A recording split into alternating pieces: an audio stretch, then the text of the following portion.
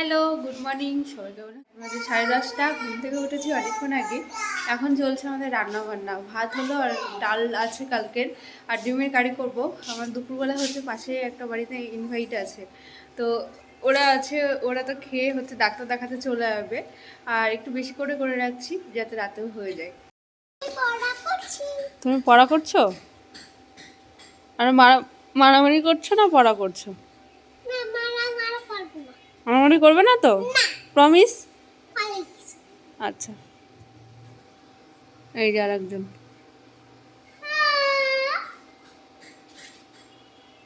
কি করছিস? কেন? ভাত হয়ে গেছে এই যে, আর এটা আমাদের কালকে ডাল আছে, ডালটা গরম করেছি। এখন করব ডিমের কারি, আর কিছু করব না।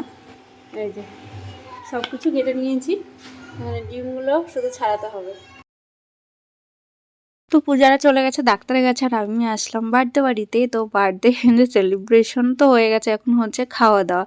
আমরা এসেছি অনেক লেটে, আর এই হচ্ছে বার্থডে গার্ল, 1 বছর হলো ওর সবে। যাই হোক, চলো আমরা খাওয়া দাওয়া করে নিই। খাওয়া দাওয়া করতে বসেছি, আর এখন খাচ্ছি হচ্ছে ভেজ ডাল, তারপরে চিপস। প্রত্যেকটা রান্নাই ভীষণ ভালো হয়েছিল, আর এই রান্নাটা আমার খুব ভালো লেগেছে, যেটা হচ্ছে ফুলকপি দিয়ে চিংড়ি মাছ। তো ফার্স্ট টাইম খেলাম আমি ফুলকপি চিংড়ি মাছটা, খুব ভালো লেগেছে। তারপর কাতলা মাছ ছিল, এটা সর্ষে পোস্ত বাটা ছিল হয়তো।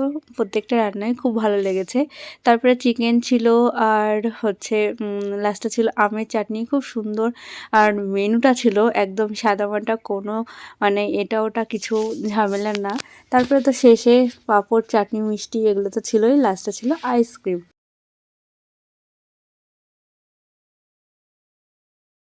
কালকে আর ভিডিওটা একদম কন্টিনিউ করা হয়নি, এটা কিন্তু পরের দিনের ভিডিও।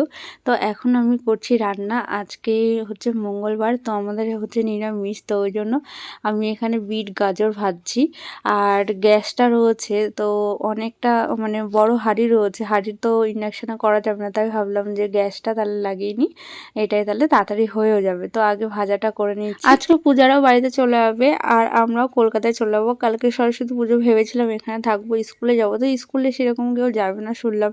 তো ওই জন্য ভাবলাম থাক, ওর থেকে কলকাতাতেই চলে যাই, ফ্ল্যাটেই পুজো হবে যখন, তাহলে ওখানেই পুজোটা এবার থাকি।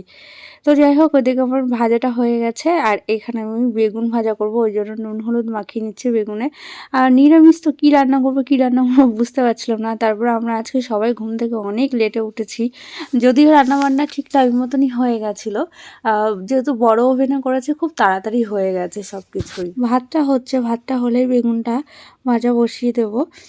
তো ভাতটা আমি একটু বেশি করে নিলাম, কারণ ভাবলাম যে একটু বেশি করে নিয়ে যা চাল ছিল সবটাই করে নিয়েছি। যদি একটু থাকে তাহলে রাতে গিয়ে আর আমার রান্না করতে হবে না, কারণ এমনিতে গিয়ে আরও গোছাগুছি আছে, কাজের তো শেষ নেই এখন। তো ওই জন্য ভাবলাম ভাতটা একটু বেশি করে নিই। আর সত্যি বড় ওভেনে রান্না করাটা কিন্তু অনেক তাড়াতাড়ি হয়ে যায়।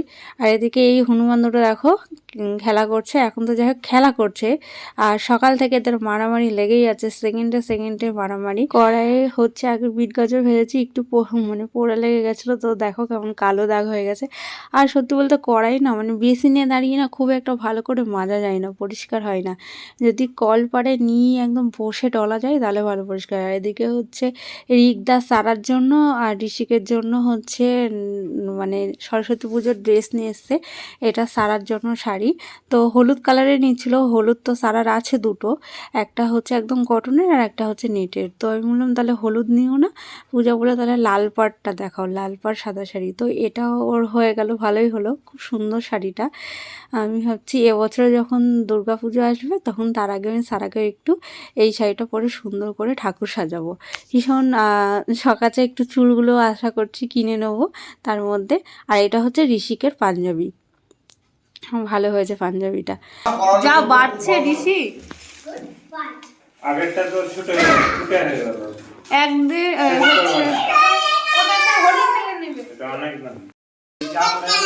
সেই থেকেছো আমাদেরও, আবার ওখানে গিয়ে গোছানো আছে আমার এখনো, এখানে গোছানো থোড়ি কমপ্লিট হলো।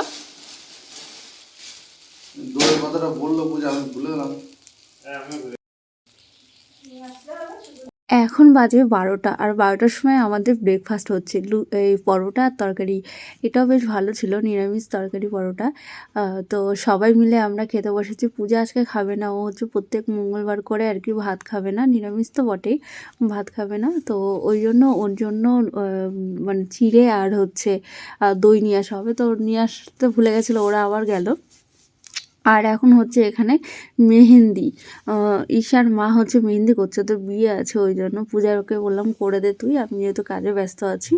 তারপরে এখন বাজে হচ্ছে 1:45, আর আমাদের রান্নাবান্না তো সবই কমপ্লিট হয়ে গেছে, আর আমরা সবাই মিলে খেতেও বসে গেছি। এই যে এখানেই আমরা পিকনিকের মতন করে বসে খাচ্ছি, মানে এখানে তো যেহেতু টেবিল নেই, সবাই নিচে আর কি অনেকে মিলে গোল করে বসে খাচ্ছে, বেশ ভালোই লাগছে। তুই কেন হাসছিস? তুমি সাদার পাশে বসো। এখন 3:30 বাজে, পূজার এখন চলে যাচ্ছে, আর একটু পরে আমরা চলে যাবো। ওই আস্তে আস্তে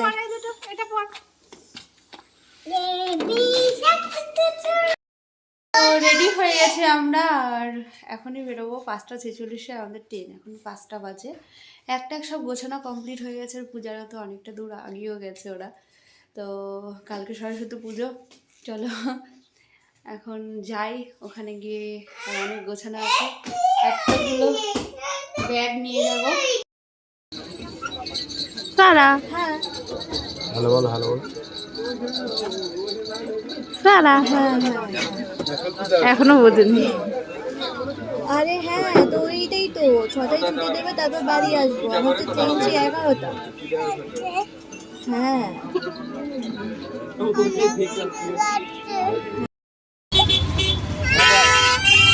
কত টোটো দেখ, কত গাড়ি যাচ্ছে দেখ।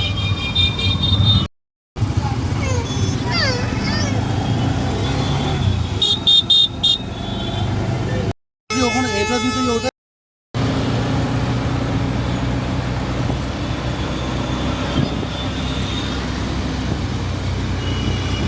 তো এসে দেখলাম ঠাকুর চলে এসেছে, আর ছোট্ট করে একটু প্যান্ডেল হয়েছে, বেশ ভালো লাগলো। কাল দেখাবো তোমাদেরকে সব।